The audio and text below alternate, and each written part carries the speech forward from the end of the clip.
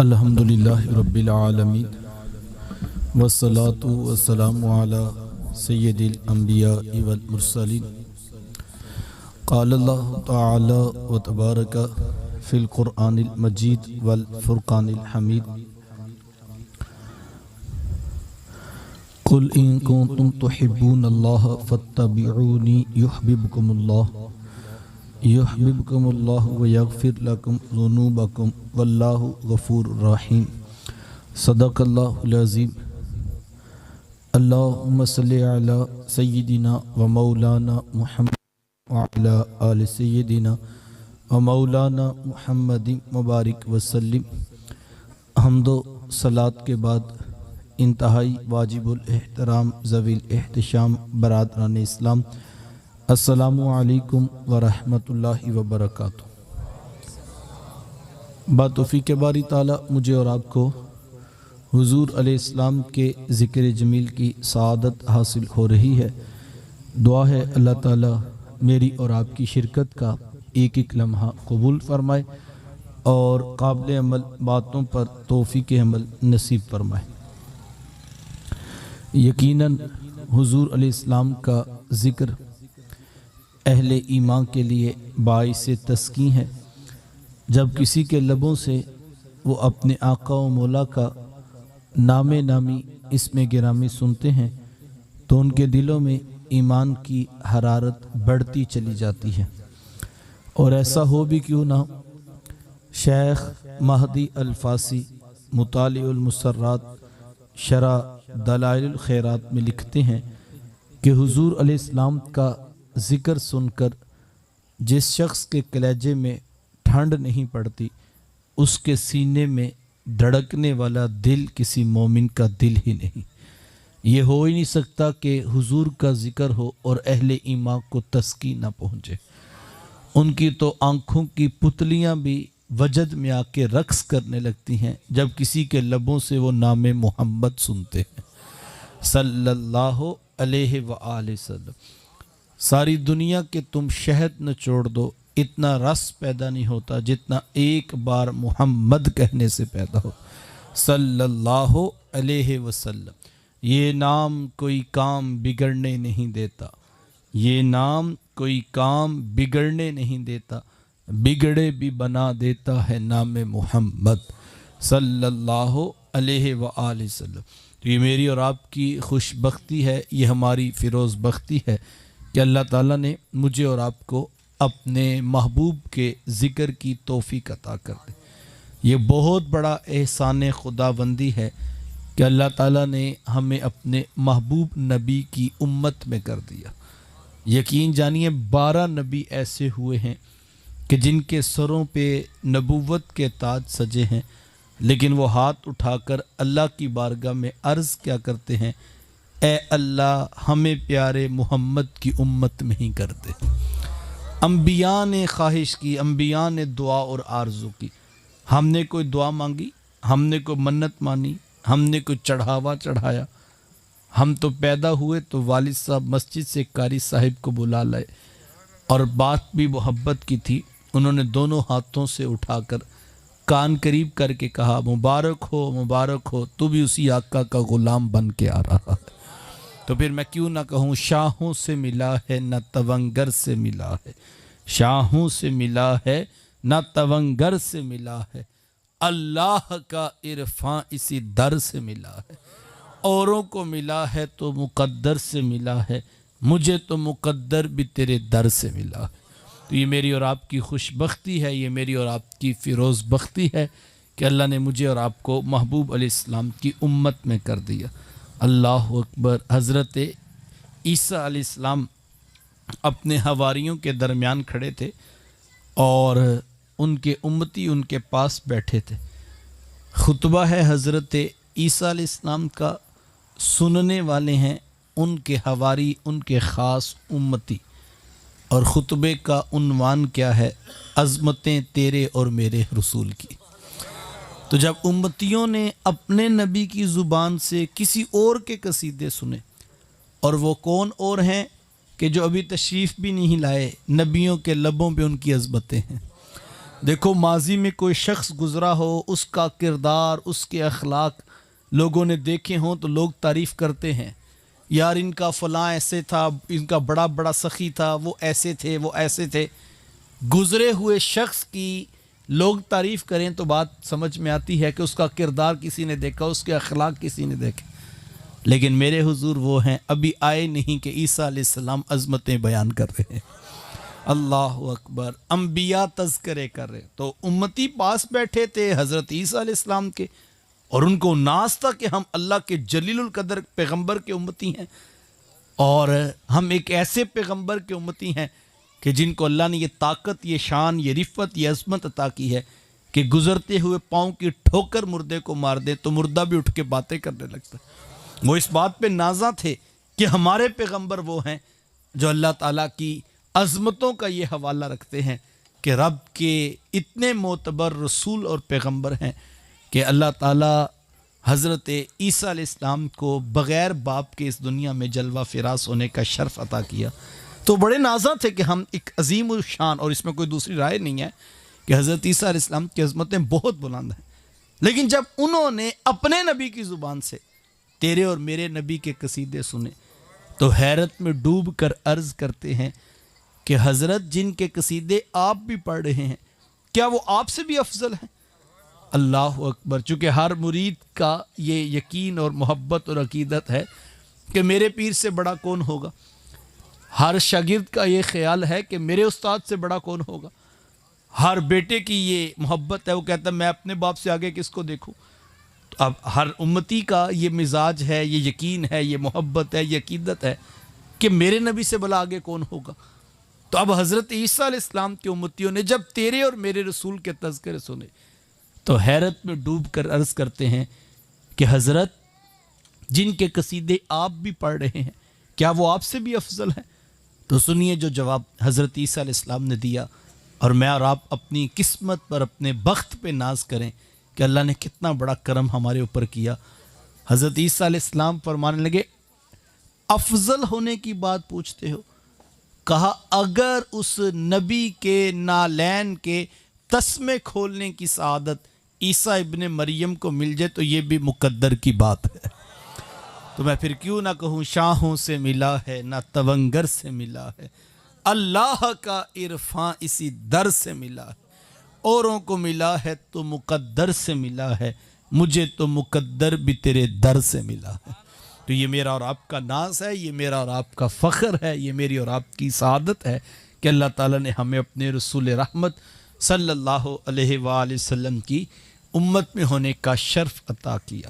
آقا کریم علیہ السلام کی محبت اور ان کا پیار اور ان کی الفت، یہ ایک بندہ مومن کی زندگی کا کل سرمایہ ہے۔ اللہ کے نبی صلی اللہ علیہ وآلہ وسلم سے محبت اگر کسی شخص کے سینے میں نہیں تو میں نے کہا اس کے سینے میں دھڑکنے والا دل کسی مومن کا دل ہی نہیں۔ اللہ اکبر، حضور علیہ السلام کا پیار، حضور کی محبت، خود اللہ کے نبی صلی اللہ علیہ وآلہ وسلم نے ارشاد فرمایا لوگوں تم میں سے کوئی شخص اس وقت تک کامل ایمان والا نہیں ہو سکتا جب تک میں اسے اس کے اولاد، اس کے ماں باپ، اس کی جان والناس اجمعین، یہاں تک کہ ہر شخص سے زیادہ اسے میں عزیز تر نہ ہو جاؤں۔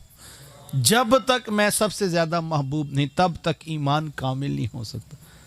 یہ حضور علیہ السلام نے ارشاد فرمایا تو حضرت عمر رضی اللہ تعالیٰ عنہ انہوں نے اپنے دل کی کہانی محبوب علیہ السلام کی دہلیز پہ رکھ دی اور عرض کیا کہ حضور میں آپ کو اپنی اولاد، اپنے کاروبار، اپنے مال، ہر شے سے آگے دیکھتا ہوں، لیکن حضور اپنی جان سے آگے نہیں سمجھتا۔ یعنی ابھی اس طرح کی جو کیفیت ہے وہ نوکے زبان پہ آگے۔ تو حضور علیہ السلام نے یہ نہیں کہا کہ چلو عمر اتنا کچھ تو مانتے ہو، نہیں، فرمایا عمر پھر ابھی ایمان بھی مکمل نہیں ہوا۔ اللہ اکبر، ذرا غور کیجئے، صرف یہ کہا کہ حضور میری جان سے میں آپ کو آگے نہیں دیکھتا۔ تو حضور نے یہ نہیں کہا چلو کوئی بات نہیں، اتنا کچھ تو ہے نا، بچوں سے زیادہ پیار ہے، مال سے بھی زیادہ پیار ہم سے کرتے ہو، کہا ایسے نہیں، فرمایا کہ عمر پھر ابھی ایمان بھی مکمل نہیں ہوا۔ تو فوری حضرت عمر رضی اللہ تعالیٰ عنہ عرض کرتے ہیں حضور میں اپنی جان سے بھی آگے دیکھتا ہوں۔ تو حضور میں الان یا عمر، عمر مبارک ہو، اب بات بن گئی ہے۔ تو یہ ہے ایمان، حضور علیہ السلام کی محبت کا نام ایمان۔ حضرت علی المرتضی رضی اللہ تعالیٰ عنہ سے کسی نے پوچھا تھا کہ حضور سے کتنا پیار کرتے ہیں؟ کہا جس طرح کڑکتی دوپہر ہو اور کسی شخص کے لیے ٹھنڈا پانی جو ہے وہ عزیز ہوتا ہے، ہمیں حضور اس ٹھنڈے پانی سے بھی زیادہ پیارے لگتے تھے، کیونکہ گرمی کڑکتی ہو، صرف ایک پانی کا گلاس زندگی ہے، تو مطلب کیا، مجھے اپنی زندگی سے بھی زیادہ حضور پیارے لگتے تھے۔ اللہ اکبر، صحابہ کا انداز محبت کتنا خوبصورت تھا، حضور علیہ السلام کی اتباع کے رنگ میں رنگا ہو۔ دیکھو محبت کے بہت سارے انداز ہیں اور بہت سارے رنگ آج بھی ہم دیکھ رہے ہیں، لیکن کامل ترین محبت کا رنگ وہ اصحاب رسول کی زندگیوں میں ہم دیکھتے ہیں۔ میں 2 4 5 مثالیں اسی عنوان سے آپ کے سامنے رکھنا ہے کہ محبت رسول کا جو تقاضا ہے ہم سے، اس کے اوپر غور کریں۔ اللہ تعالیٰ نے قرآن مجید میں ارشاد فرمایا، قل ان کنتم تحبون اللہ، محبوب آپ فرما دیجئے لوگو، اگر تم اللہ سے محبت کرتے ہو، اگر تم یہ دعویٰ کرتے ہو کہ ہم اللہ سے پیار کرتے، اگر یہ تم کہتے ہو کہ ہم رب کے عاشق ہیں، تو پھر کیا کرو؟ نماز پڑھو، روزہ رکھو، حج ادا کرو، زکوٰۃ دیا کرو، اخلاق اچھے کرو، سچ بولو، جھوٹ نہ بولو، دھوکہ نہ دینا، فراڈ نہ کرنا، پورا دین آگے بیان کرنا چاہیے نا۔ تو پھر بھی شاید کوئی شخص کہے کہ دعویٰ بڑا ہے، دلیل میں ابھی بھی مزید گنجائش ہے، لیکن ذرا قرآن مجید کا اجمالی رنگ دیکھیں۔ قرآن مجید نے ایک جملے میں پورا دین بیان کر دیا، ایک جملے کے اندر۔ کیا ہے دعویٰ؟ ان کنتم تحبون اللہ، لوگو اگر تم یہ کہتے ہو کہ ہم رب سے پیار کرتے ہیں، ہم رب سے محبت کرتے ہیں، تو کیا کرو؟ ایک جملہ، فاتبعونی، تم بس میرے رسول کی اتباع کرو، تم میرے رسول کی چوکھٹ پہ آ جاؤ، تم میرے رسول کی بات میں ان کی ہاں میں ہاں ملا دو، تم سر تسلیم خم کر دو، تم اپنی نفسانی خواہشات کو میرے رسول کی شریعت کی لگام ڈال دو، بس تم ایک کام کرو کہ تم میرے رسول کی بات مان لو۔ اللہ اکبر۔ اچھا تم کیا کہہ رہے تھے کہ مالک ہم تیرے سے پیار کرتے ہیں۔ پہلے بندے عرض کرتے تھے، دعویٰ کرتے تھے کہ مولا ہم تیرے سے محبت کرتے ہیں۔ زمین کے رہنے والوں نے کہا مالک ہم تیرے سے پیار کرتے ہیں۔ آسمان والے نے جواب دیا میرے رسول کی بات مانو، میرے رسول کی اتباع کرو، تم میرے رسول کے پیچھے چلو، تم میرے رسول کی ہاں میں ہاں ملا دو۔ اچھا پھر کیا ہوگا مولا؟ اللہ اکبر۔ کہا اب تمہیں دعویٰ کرنے کی ضرورت نہیں، اب اوپر سے آواز آ رہی، یحببکم اللہ، تم دعویٰ نہ کرو، اللہ تم سے پیار کرتا ہے، اللہ تمہیں اپنا محبوب بنائے گا۔ تم میرے رسول کی چوکھٹ پہ تو آؤ، تم میرے رسول کی اتباع تو کرو، تم میرے رسول کی بات تو مانو، پھر تمہیں دعویٰ کرنے کی ضرورت نہیں۔ پھر اوپر سے آواز آ رہی ہے، یحببکم اللہ، اللہ تمہیں اپنا محبوب بنا لے گا۔ اللہ اکبر۔ اچھا ذہن میں سوال پیدا ہونے لگا کہ مالک ہم تیرے رسول کی اتباع تو کریں گے، ہم تیرے رسول کی ہر بات بھی مانیں گے، لیکن ہم تو کمزور ہیں، نفس و شیطان، دجل و تلبیسات، نہ جانے کیا کچھ ہمارے ساتھ لگا ہے۔ ہم کوشش بھی کریں گے لیکن پھر بھی کہیں نہ کہیں غلطی، کوئی گناہ، کوئی خطا ہو جائے گی۔ تو ایسے لگتا ہے یار جیسے محبوب کی اتباع میں آنے والوں کو، محبوب کی دہلیز پر پہنچنے والوں کو قرآن کی یہ آیت تسلی دے رہی ہے، پریشان نہ ہونا، تم میرے رسول کی چوکھٹ پہ آ جاؤ، تم میرے رسول کی اتباع کرو، میرے رسول کی بات مانو، سر تسلیم خم کر دو، اپنی نفسانی خواہشات کو میرے رسول کی شریعت کے تابع کر دو، رہ گئے تمہارے گناہوں کا معاملہ، وَيَغْفِرْ لَكُمْ ذُنُوبَكُمْ، ہم تمہارے گناہوں کو بخش دیں گے۔ تم میرے رسول کی چوکھٹ پہ تو آؤ، تم میرے رسول کی اتباع تو کرو، تم میرے رسول کی بات تو مانو، تم میرے رسول کی کامل اتباع کر لو۔ ایسے لگتا ذرا اس پوری آیت کو دیکھیں۔ اچھا ذہن میں سوال پیدا ہو، مولا گناہ بڑے ہمارے، تو کیسے اتنے گناہ معاف ہو جائیں گے، ہم تو بڑے گناہ گار ہیں۔ تو آگے خود فرمایا واللہ غفور الرحیم، پریشان نہ ہو، اللہ گناہ بخشنے والا ہے، اللہ رحم فرمانے والا ہے۔ ذرا پوری آیت پہ غور تو کریں۔ ان کنتم تحبون اللہ، بندے دعویٰ کرتے مولا ہم تیرے سے پیار کرتے ہیں، ہم تیرے عاشق ہیں، ہم تیرے سے محبت کرتے ہیں۔ تو آگے کہا گیا اتباع کرو میرے رسول کی، بات مانو صرف میرے رسول کی، تو پھر تمہیں دعوے کرنے کی لوڑ نہیں، ہم تم سے اعلان محبت کریں گے، تمہارے گناہ بھی بخش دیں گے، اللہ بخشنے والا مہربان۔ تو ایسے لگتا ہے پوری آیت صرف ایک بات بتا رہی ہے، نہ دعوے کرنے کی ضرورت ہے، نہ گناہوں کے لیے پریشان ہونا، تم بس میرے رسول کے پیچھے چلتے جاؤ، تم میرے رسول کی اتباع کرتے جاؤ، اللہ خود تمہیں اعلان محبت کا دعویٰ دے گا۔ اللہ تم سے وعدہ کرتا ہے کہ اللہ تمہیں اپنا محبوب بنا لے گا، تم پھر اللہ کو پیارے لگو گے، پھر اللہ کو جو ہے وہ تم پہ پیار آ رہا ہے۔ اللہ اکبر، اتباع کون سی ہے جس کا تقاضا کیا جا رہا ہے؟ 2-4 مثالیں دے کر مکمل کروں گا اور بھرپور توجہ چاہوں گا۔ کائنات میں، پوری کائنات میں ذرہ ذرہ میرے محبوب سے پیار کر رہا ہے، گوشہ گوشہ میرے رسول کی محبت میں سلگ رہا ہے۔ اللہ اکبر، بخاری شریف کی حدیث اٹھائیں، اللہ کے نبی صلی اللہ علیہ وآلہ وسلم کھجور کے ایک خشک تنے کے ساتھ ٹیک لگا کر حضور واضح و نصیحت فرمایا کرتے، اللہ کا پیغام لوگوں تک پہنچایا کرتے۔ کسی انصاری صحابی کے دل میں ذوق پیدا ہوا، انہوں نے محنت کر کے ایک ممبر تیار کر دیا۔ آج پہلی مرتبہ مسجد نبوی میں ممبر شریف رکھا گیا، تو وہ جو کھجور کا خشک تنا جس کے ساتھ ٹیک لگا کر میرے حضور گفتگو کرتے تھے، صحابہ نے وہ اٹھا کر مسجد کے کسی کونے میں رکھ دیا۔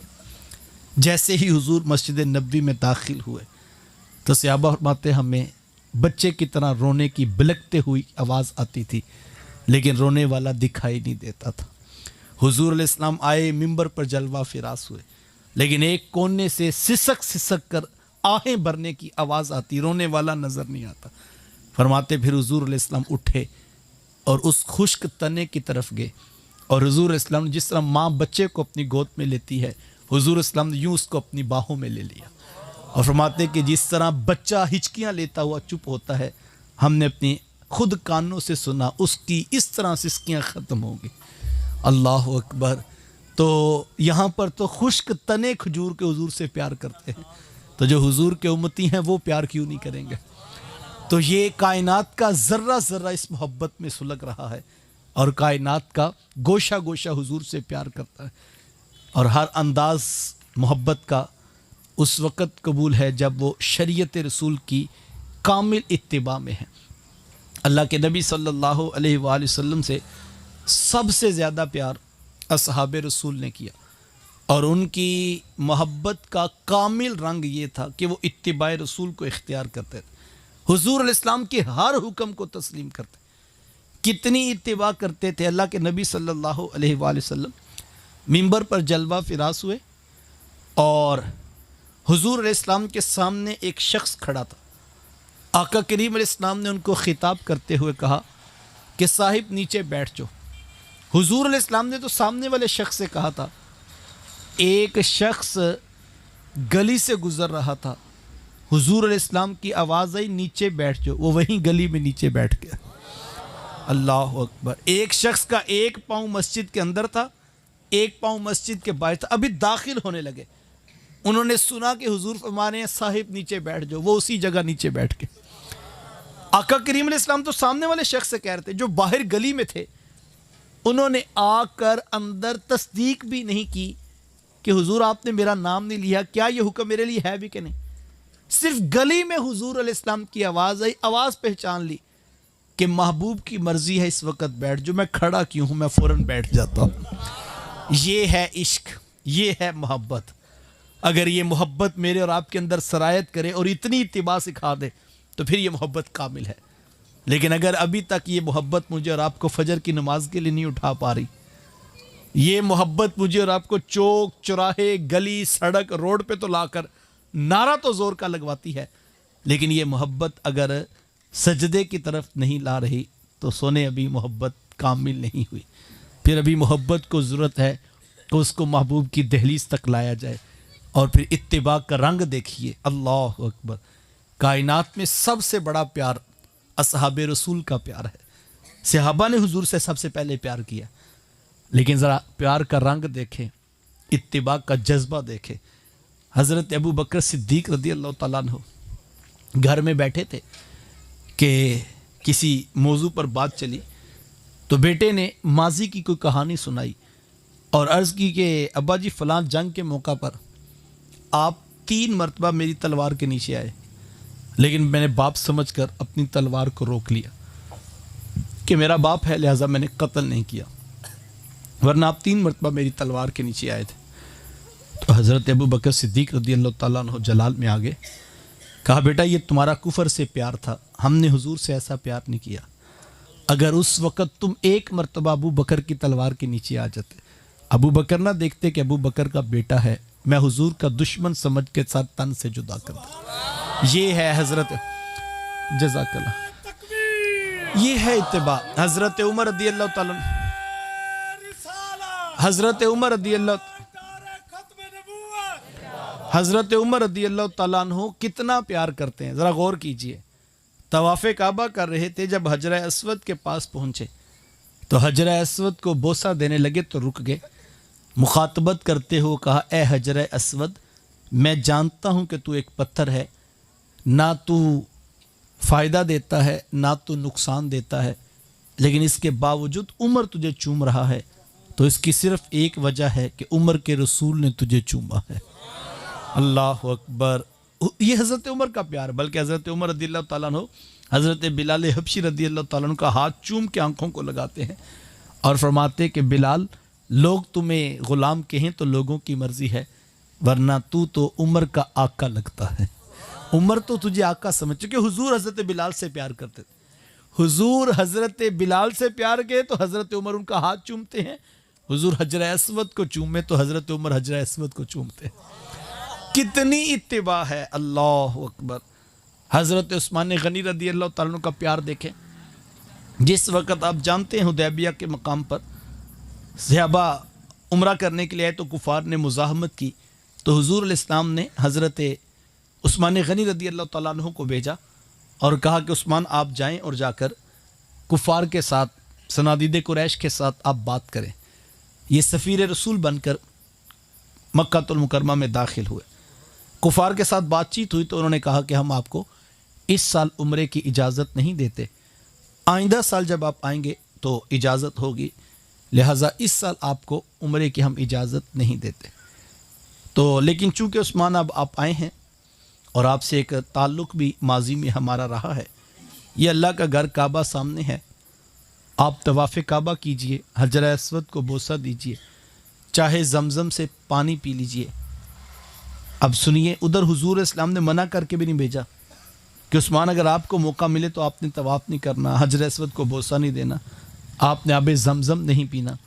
حضور علیہ السلام نے منع بھی نہیں کیا اور ادھر کفار سامنے پیشکش کر رہے کہ اللہ کا گھر کعبہ سامنے ہے، ایک عرصہ ہو گیا کعبے کا طواف نہیں کیا، دل میں آرزو ہے، خواہش ہے، تمنا ہے، اور حضور علیہ السلام نے منع بھی نہیں کیا، اور سامنے اللہ کا گھر کعبہ ہے، ادھر کافر کہہ رہے ہیں کہ اجازت آپ کر لیں چونکہ آپ آئے جو ہوئے ہیں۔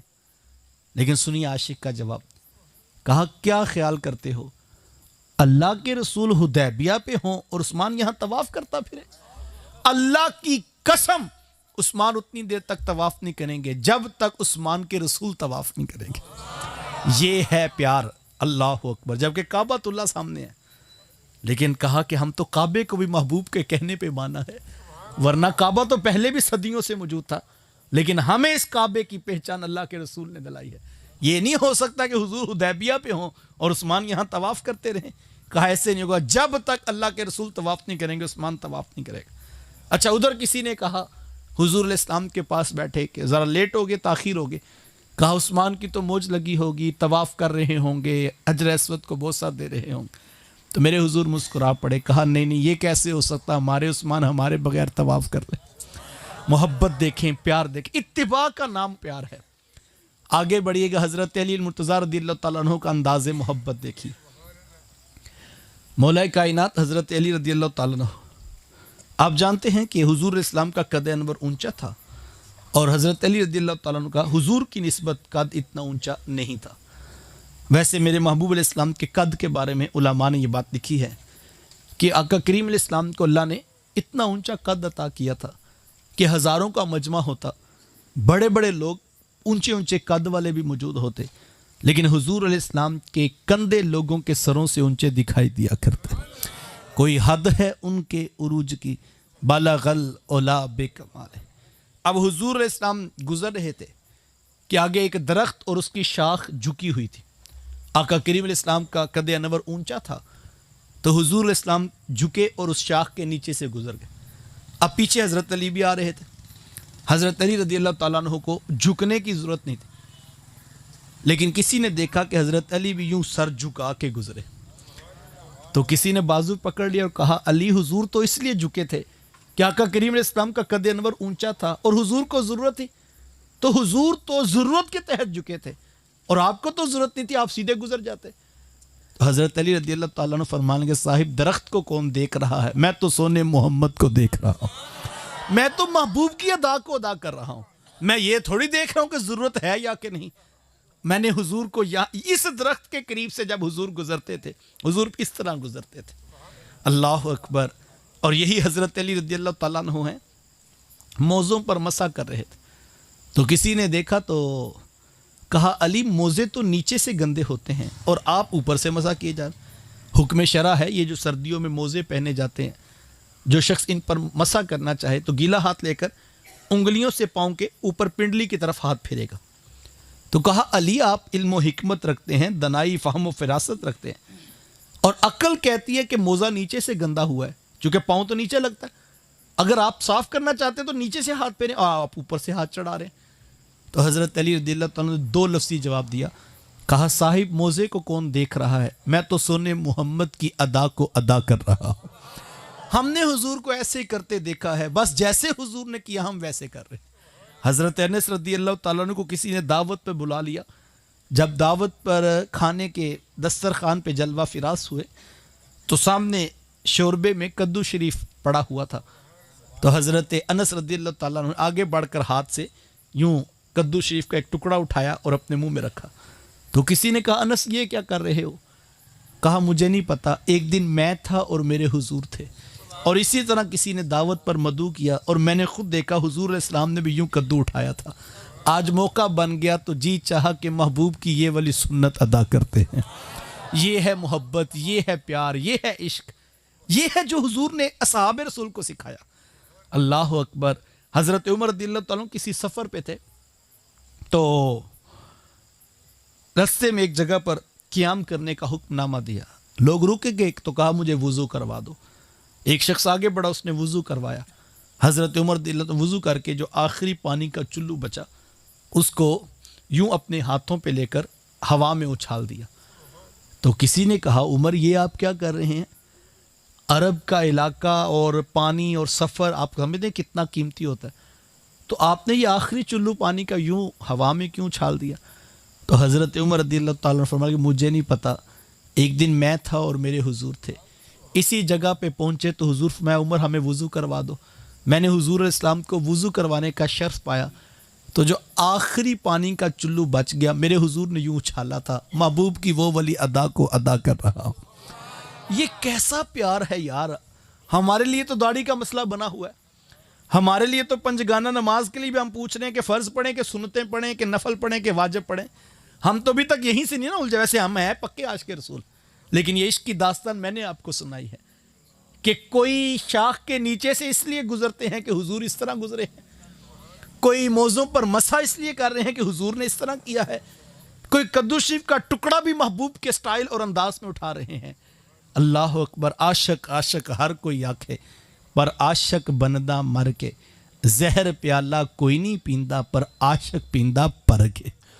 عشق عمل کی راہیں آسان کرتا ہے، عشق عمل سکھاتا ہے، عشق اتباع پیدا کرتا ہے، اور اگر ابھی تک عشق ہمیں وہ نہیں سکھا سکا، میں آج کی اس مجلس میں آپ کو یہ کہنا چاہوں گا، اپنے لیے بھی اور آپ کے لیے بھی دعا گو ہوں، میں اور آپ عشق کا مفہوم سمجھیں، محبت اتباع رسول سکھاتی ہے۔ اور اگر مولانا روم علیہ رحمہ وہ فرماتے ہیں کہ علامہ اقبال علیہ رحمہ نے جن کو اپنا مرشد کہا ہے، اقبال نے مرشد یوں ہی تو نہیں پکڑا ہوگا نا، اللہ اکبر۔ مولانا روم علیہ رحمہ کے بارے میں اقبال علیہ رحمہ فرماتے ہیں کہ وہ میرے روحانی پیشوا اور مرشد ہیں، تو مولانا روم فرماتے ہیں کہ تم میرے پاس آؤ، میں تمہیں روحانی بیماریوں کا علاج بتاتا ہوں۔ ایک تو طریقہ یہ ہے کہ تمہیں حسد کا طریقہ بتاؤں، سبب بتاؤں، علت بتاؤں، حسد کیسے ختم ہوگا یہ پورا ایک نظام ہے، جھوٹ کیسے چھوڑا جائے یہ پورا نظام ہے، اپنی باطن کی طہارت پاکیزگی کیسے کی جائے یہ پورا نظام، آنکھوں میں حیا کیسے پیدا ہو، ایک ایک بیماری لاؤ، اس کے سبب، علاج، ترکیب، یہ سب کچھ تم کرو، تمہاری بیماریاں ختم ہوں گی۔ لیکن اگر تم مجھ سے ایک نسخہ کیمیا پوچھو، ایک ہی پوڑی ہو، سارے مسئلے حل ہو جائے، تو شیخ رومی فرماتے ہیں تمہیں عشق رسول ہو جائے۔ بس جب تمہیں عشق رسول ہو گیا تو اتباع رسول تمہارے اندر آ گئی، اور جب تمہیں عشق ہو جائے گا پھر کسی ایک مسئلے کی ضرورت ہی نہیں، تم حضور کے پیچھے پیچھے چلتے جاؤ، محبوب کی بات سنتے جاؤ، عمل کرتے چلے جاؤ، تو ایک عشق جو ہے وہ سارے مسئلے حل کر سکتا ہے۔ لیکن ہو عشق، کاروبار نہ ہو، دل لگی نہ ہو، محض لوگوں کو دکھانے کے لیے، شہرت کے لیے نہ ہو کہ وہ وجد آئے تو نعرے پہ آئے، نماز میں کیوں نہ آئے، وہ تلاوت قرآن پہ وجد کیوں نہ آئے، وہ ڈھولک کی تھاپ پہ وجد آتا ہے، تو وہ عشق والا وجد نہیں ہوتا، وہ کاروبار والا وجد ہوتا ہے۔ کاش کہ ہمیں عشق رسول کی خیرات ملے۔ محبت رسول اتباع رسول کو پیدا کرتی ہے۔ عاشق تو محبوب کی مرضی کے بغیر ایک قدم نہیں اٹھاتا۔ یہ کیسے ہو سکتا ہے کہ حضور علیہ السلام کا حکم ہو اور میں آگے بڑھ جاؤں؟ یہ نہیں ہو سکتا۔ اتباع رسول پیدا کیجئے، اپنے نفس کی تربیت اس طرح کیجئے، اپنی خواہشات کو، اللہ کے نبی صلی اللہ علیہ وسلم نے فرمایا تم میں سے کوئی شخص اس وقت تک کامل ایمان والا نہیں ہو سکتا جب تک وہ اپنی نفسانی خواہش کو اس دین کے تابع نہ کرے جو میں محمد لے کر آیا ہوں۔ اس دین کے تابع ہم نے لانا سب کچھ، اور اگر یہ آ جائے تو پھر کامل مفہوم محبت ادا ہوگا، اور اگر یہ نہ ہو سکا تو پھر یہ زبانی جمع خرچ ہے جو مجھے اور آپ کو جو ہے وہ دیکھنا پڑ رہا ہے۔ خدا را عشق رسول کی حقیقی جو ہے وہ شمع اپنے دل میں چراغاں کر کے روشن کیجئے۔ ہم حضور علیہ السلام کی آمد کی خوشی میں کمکمیں بھی روشن کر رہے ہیں، ہم چراغاں بھی کر رہے ہیں، ہم راہوں میں پھول کلیاں پتیاں بھی بچھا رہے ہیں، ہم مٹھائیاں بھی بانٹ رہے ہیں، ہم دیگیں بھی پکا کر تقسیم کریں گے۔ یہ سب کام باعث برکت ہیں، میں ان کی نفی نہیں کرتا۔ کوئی نادان ہی ہوگا بیچارہ جو اس عنوان پر الجھ پڑے یا کوئی فتویٰ امت پر لگا دے۔ میں تو صرف اتنی بات کہنا چاہوں گا، یار اگر حضور علیہ السلام کی آمد کی خوشی بھی نہیں منانی تو یار پھر کائنات میں خوشی بچتی کون سی ہے؟ خوشی ہوتی کیا ہے؟ خوشی کہتے کسے ہیں؟ کائنات کی سب سے بڑی خوشی یہ ہے کہ اللہ نے ہم جیسوں کو سونے محمد عطا کر دی ہے۔ یہ سب سے بڑی خوشی ہے، یقین جانے۔ اور اگر کسی کو یہ خوشی بھی ماننے کے لیے دلیل چاہیے تو اس کو اپنے اندر اترنا چاہیے کہ وہ کس شے کی دلیل مانگ رہا ہے۔ دیکھو کوئی کافر آ کے دلیل مانگے تو بات سمجھ آتی ہے، لیکن جو کہے میں حضور کا غلام ہوں تو اس پر بھی مجھے دلیل چاہیے، تو اس سے دلیل کا تقاضا نہیں ہے۔ دلیل کی جو ہے وہ حجت اتمام ہو چکی ہے۔ میں آپ کو کہنا چاہوں گا کائنات کی سب سے بڑی خوشی یہ ہے کہ اللہ نے ہم جیسوں کو اپنے رسول عطا کر دیے، اور اگر کسی کو یہ خوشی محسوس نہیں ہوتی تو اس بیچارے کا بھی قصور نہیں، اس بیچارے کو خوشی کا پتہ ہی کوئی نہیں۔ دیکھو ایک اندھا کہے مجھے سورج نہیں دکھائی دے رہا تو اس کو نہیں دکھائی دے سکتا چونکہ اس کی آنکھوں میں نور ہی نہیں ہے۔ تو اگر کسی کو خوشی محسوس نہیں ہوتی تو اس بیچارے کا قصور نہیں۔ وہ ہر عالم کی رحمت تھے، جہاں چاہتے رہ لیتے۔ حضور رحمت للعالمین ہے نا، رحمت للعالمین، تمام عالموں کی رحمت، وہ ہر عالم کی رحمت تھے، جہاں چاہتے رہ لیتے۔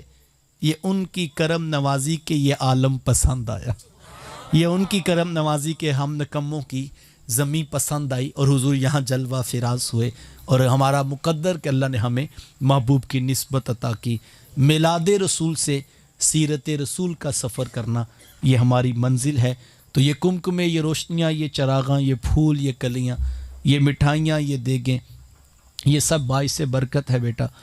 لیکن یاد رکھنا یہ باعث برکت ہونے کے باوجود بھی یہ آغاز سفر ہے، یہ منزل نہیں ہے۔ منزل میرے حضور کی ذات ہے، منزل میرے محبوب کا پیغام ہے، منزل ان کی سیرت ہے۔ میں اپنی ساری بات کو 2 جملوں میں کہوں تو میرے شیخ طریقت فرمایا کرتے ہیں کہ بیٹا یہ نہ ہو کہ لوگ تم سے پوچھیں کہ تم کون ہوتے ہو اور تم پاسپورٹ سے مذہب کا خانہ دکھاؤ، یہ دیکھیے اسلام کہ ہم مسلمان ہوتے ہیں۔ کہا نہیں بیٹا، نہ کسی کو پوچھنا پڑے، نہ کسی کو بتانا پڑے، تم دور سے آ رہے ہو، تمہاری وضع قطع شکل و صورت، چال ڈھال، انداز معاشرت، طرز زندگی اتنا خوبصورت ہو کہ لوگ مسکرا کے کہیں وہ دیکھیے میلاد والے آقا کا امتی آ رہا ہے۔ مزہ اس بات کا، لطف یہ ہے، مجھے نعرہ لگا کے نہ بتانا پڑے میں بھی عاشق ہوتا ہوں، مزہ یہ ہے کوئی میرے سے کاروبار کرے تو اس کو یقین آئے یہ واقعی حضور کا غلام ہے، اس نے پورے کاروبار میں جھوٹ نہیں بولا۔ کمال یہ ہے کوئی ہم سے رشتہ داری جوڑے، بیٹی کا رشتہ ہو یا بیٹے کا ہو، تو ہمارے گھر آئے تو اس کو یقین آ جائے اتنے اچھے اخلاق والے یقیناً حضور کے غلام ہیں۔ تو لطف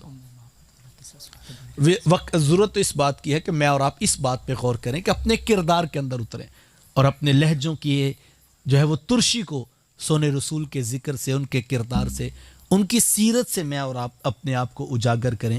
یہ دیکھو یہ حضور علیہ السلام کی سیرت ہے نا کہ سر راہ بازار سے گزرتے ہوئے ایک شخص سے وعدہ ہو گیا، اس نے کہا جی کہ آپ یہیں پہ رکیے میں تھوڑی دیر تک آتا ہوں۔ جانے والا جا کر بھول گیا، 1 دن 2 دن 3 دن گزر گئے، میرے حضور وہیں کھڑے ہو کر انتظار کرتے رہے۔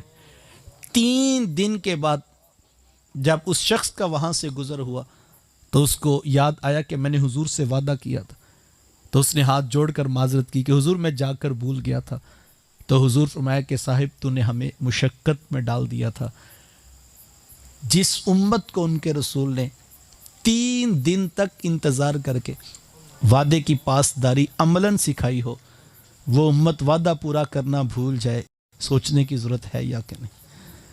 یہ میرے محبوب علیہ السلام کی سیرت ہے نا، کیا کہ کریم علیہ السلام کے گھر کا محاصرہ کر لیا گیا، لوگ ننگی تلواریں لے کر خون کے پیاسے جان کے در پہ حضور کے گھر کے باہر کھڑے، اور آقا کریم علیہ السلام کو یہ فکر نہیں ہے کہ یہ میرے گھر کے باہر تلواریں لے کر آ گئے، بلکہ حضور علیہ السلام کو کیا فکر ہے کہ ان کی امانتیں میرے پاس ہیں، وہ ان کو واپس کیسے کرتی ہیں۔ ذرا کردار کی چمک تو دیکھیے۔ یہاں ذہن میں سوال پیدا ہوتا ہے کہ یار جو ابو جہل کے مشن کے ساتھ اتنا مخلص تھا کہ اس کے کہنے پہ تلوار لے کر میرے حضور کے گھر آ گیا، جو ابو لہب کے ساتھ اتنا پختہ پکا وفادار تھا کہ اس کے کہنے پہ تلوار لے کے میرے محبوب کے گھر کے سامنے آ گیا، تو یار وہ اپنی امانت ابو جہل کے گھر میں کیوں نہیں رکھواتا؟ وہ اپنی امانت ابو لہب کے گھر میں کیوں نہیں رکھواتا؟ اس لیے کہ اس کو بھی پتا تھا ابو جہل تو دھوکہ دے گا، سونے محمد نے کبھی دھوکہ نہیں دیا۔ یہ ہے کردار کی چمک، یہ وہ بنیاد ہے جس پر حضور نے اسلام کو کھڑا کیا، اور یہ حضور کے کردار کی وہ بنیاد ہے۔ حضور علیہ السلام نے تو کافروں کی امانتیں میں اس حالت میں جب حکم خداوندی آ گیا کہ محبوب آپ ہجرت کریں مدینے پہنچ جائیں، اس وقت بھی کسی شخص کے ذہن میں خیال نہیں آیا کہ حضور یہ ہمیں شہید کرنا چاہتے ہیں اور ان کی امانتیں ہمارے پاس ہیں۔ دیکھو کسی سے اختلاف ہو جائے، آج بندہ سب سے پہلے کہتا ہے ذرا خاموش رہو، پہلے اپنے پیسے ریکور کرو، اس کا حساب بعد میں کریں گے۔ لیکن ذرا غور کیجئے، وہ تلواریں لے کر کھڑے ہیں اور ان کو پتا ہے ابو جہل تو دھوکہ دے سکتا ہے، محمد نے کبھی دھوکہ نہیں دیا۔ یہ نہیں ہو سکتا پورے شہر، دیکھو اگر کوئی پورے شہر میں کوئی اور دوسری آپشن اس شخص کے پاس ہوتی وہ اپنی امانت وہاں رکھتا۔ اس کو پتا تھا میں مذہب قبول نہیں کیا، لیکن اس کے باوجود اس کو پتا تھا جس کا مذہب قبول کیا وہ دھوکہ دے سکتا ہے، ان کا نہیں کیا پھر بھی دھوکہ نہیں ہوگا۔ یہ ہے کردار کی چمک۔ مجھے حضرت حذیفہ رضی اللہ تعالیٰ عنہ مکہ المکرمہ سے مدینہ المنورہ کی طرف آ رہے تھے، رستے میں کافروں نے پکڑ لیا، پوچھا کدھر جا رہے ہو؟ کہا میں مدینے جا رہا ہوں۔ سامان چھین لیا، کہا کہ مجھے چھوڑ دو، کہا ایک شرط پہ چھوڑیں، کہا کیا شرط ہے؟ کہا وعدہ کرو کہ جا کے اسلامی لشکر میں شامل نہیں ہوگے۔ انہوں نے وعدہ کر لی۔ جیسے ہی مدینہ المنورہ میں پہنچے، صحابہ بدر کی تیاریاں کر رہے، انہوں نے جلدی جلدی سامان گھر رکھا، تیاری کی اور آ کے لشکر میں شامل ہو گئے۔ شوق فراواں تھا، جہاد کا جذبہ تھا، اور ویسے بھی 313 لوگ تھے۔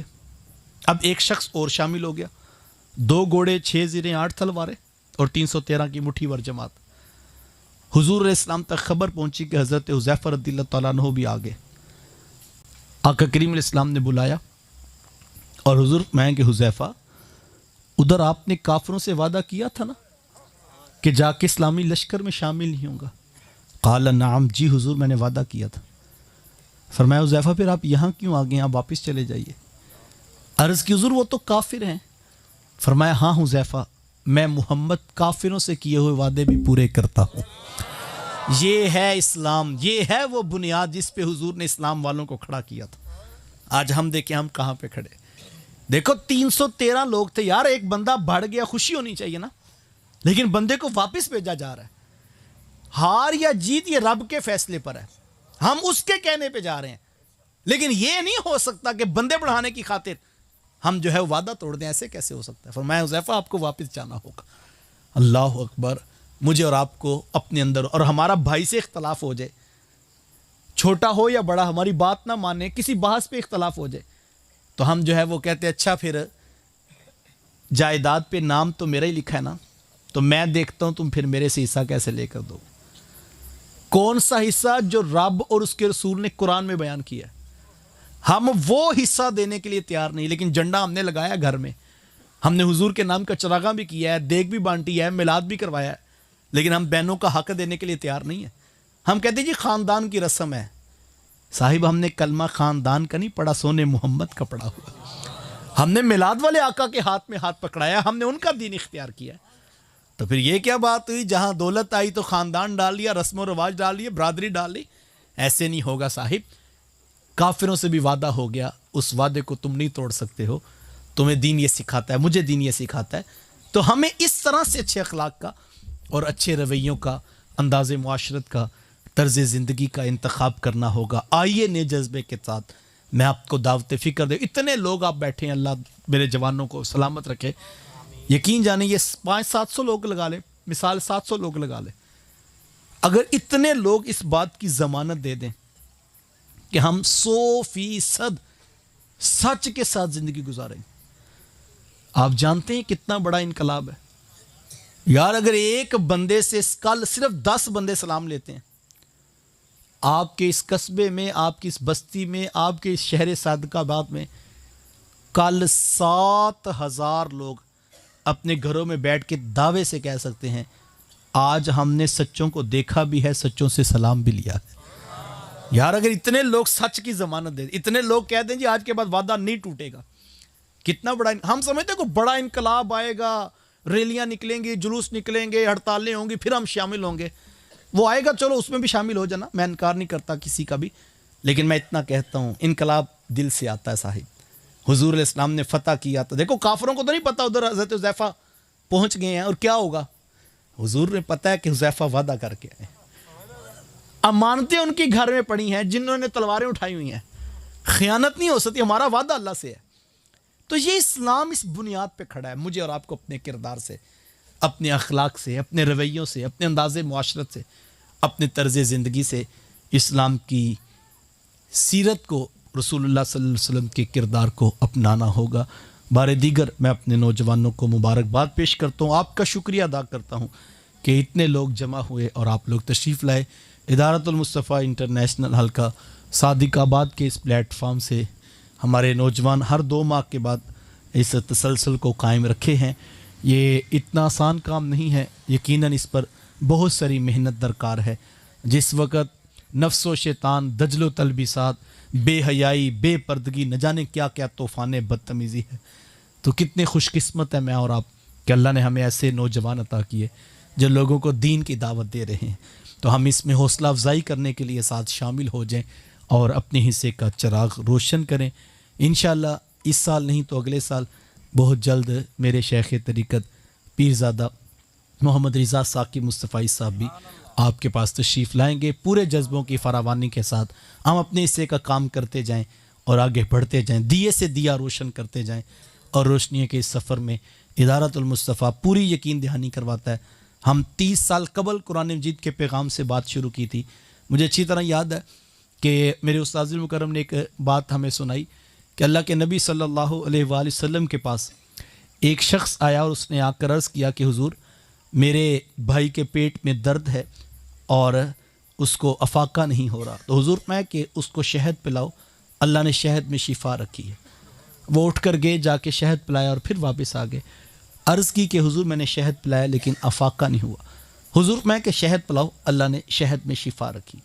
وہ پھر گئے اور جا کے انہوں نے اپنے بھائی کو شہد پلایا، واپس آئے اور آ کر عرض کی کہ حضور میرے بھائی کو شفا نہیں ہوئی، تو حضور میں کہ جا کر شہد پلاؤ، اللہ نے شہد میں شفا رکھی۔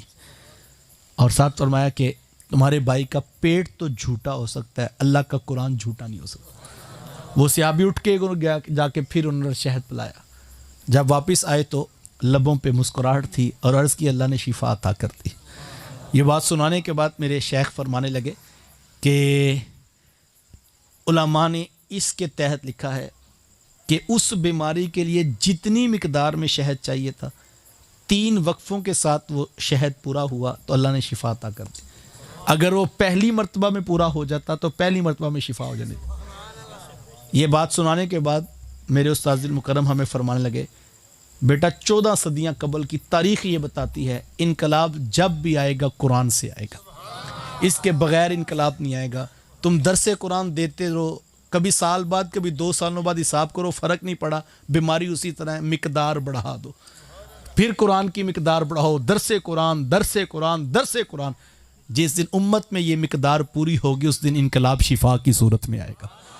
وہ لازمی نہیں 2 4 10 سالوں میں آئے، وہ ہو سکتا ہے ہماری نسلیں دیکھیں۔ تو ہمیں قرآن کے علاوہ کسی اور چیز کی ضرورت نہیں، قرآن اور صاحب قرآن کا دامن مضبوطی سے پکڑیے۔ ہر شخص جب اپنے اندر اترے گا، قرآن کی تعلیمات سے مزین و منور خود کو کرے گا تو نتائج شفا کی صورت میں برآمد ہوں گے۔ اللہ مجھے آپ کو توفیقات عمل نصیب فرمائے۔